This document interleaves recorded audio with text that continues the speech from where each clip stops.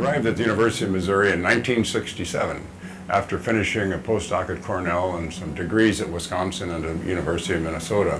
One of the things that I was intrigued with was the program on forages, and my background was in forages, and this offered me an opportunity to continue work in that area. When I arrived, I had a primary teaching appointment, about 2/3 teaching, 1/3 research. And I was very interested in hands-on learning and teaching the students how to think about the answers rather than just to memorize the answers. During the career, I've had an opportunity to write some books and to do some things, but nevertheless, it's the important component that puts it on the field so that the farmer can use it and society can benefit. Well, we began on research on photosynthesis, and then understanding that the photosynthetic process was not necessarily the limiting factor. So we began a very strong program on the growth of a grass leaf.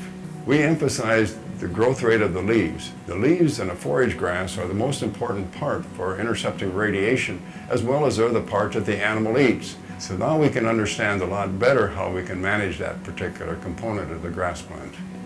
And later on, we decided that we would also work on alfalfa persistence and trying to extend the length of the stand on the soils that we have in Missouri.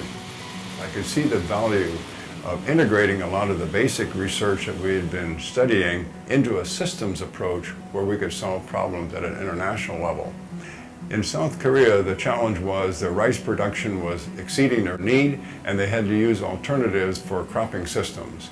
And so we looked at soybean and several other crops that could fit in with the rice system. The Wind Institute is an NGO that was begun by Mrs. Lee in South Korea. And I was able to link with them a few years ago and being invited to develop a special museum in South Korea called Seeds for Life. After Korea, we began to be much more active in Vietnam.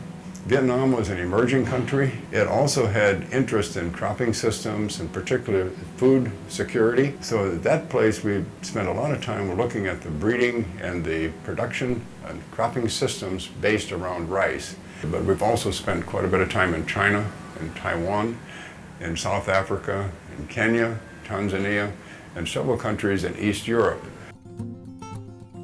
The international presence of MU is very high. We've had a long history, we've got a good reputation for service, and again, it's built a lot around graduate education and in-country service.